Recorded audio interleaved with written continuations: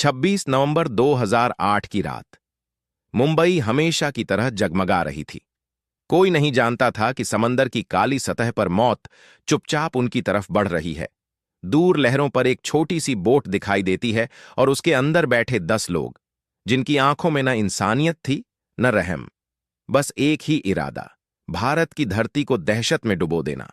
इनके कदमों ने जैसे ही गेटवे के पास धरती छुई, मुंबई का सबसे भयानक अध्याय शुरू हो चुका था। शहर को अंदाजा भी नहीं था कि आने वाले कुछ घंटों में क्या होने वाला है। लियोपोल्ड कैफे में लोग हंस रहे थे, बातें कर रहे थे, और अचानक गोलियों ने हवा को चीर दिया। सेकंडों में कांच टूटने की आवाजें, चीखें और खून, सब कुछ एक अजीब खामोशी में बदल गया।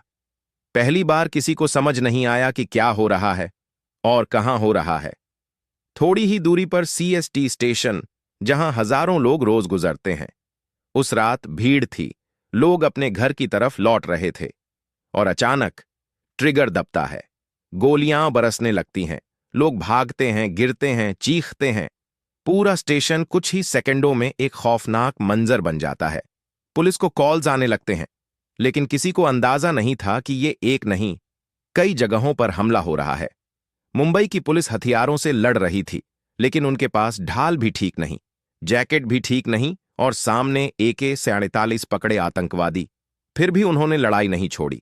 वो जानते थे कि हर सेकंड खतरा बढ़ रहा है।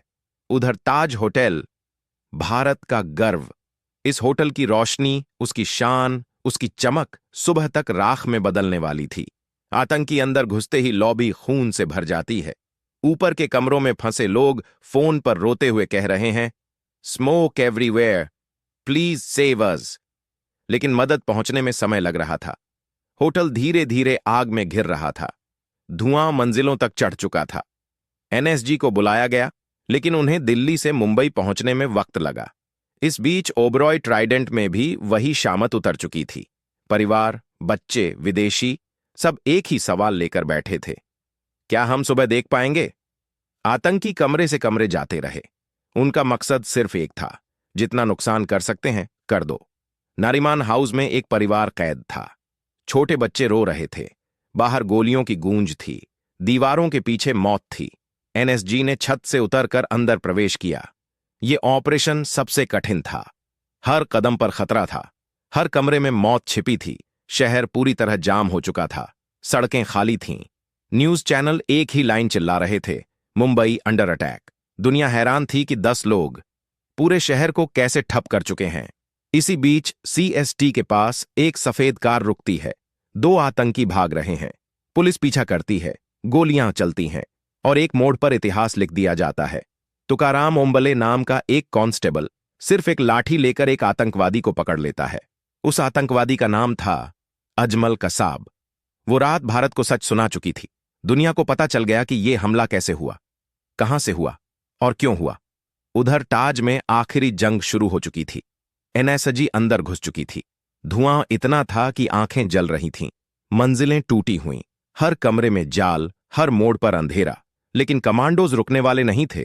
कदम दर कदम आगे बढ़ते गए और आखिरकार ताज की आखिरी मंजिल पर आखिरी आतंकी ढेर कर दिया गया। 60 घंटे बाद शहर में पहली बार सन्नाटा था।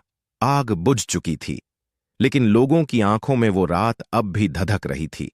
सड़कों पर टूटा कांच, राख और जले हुए कमरों की बदबू, ये सब उस खामोशी की गवाही दे रहे थे जो किसी युद्ध के बाद ही सुनाई देती है।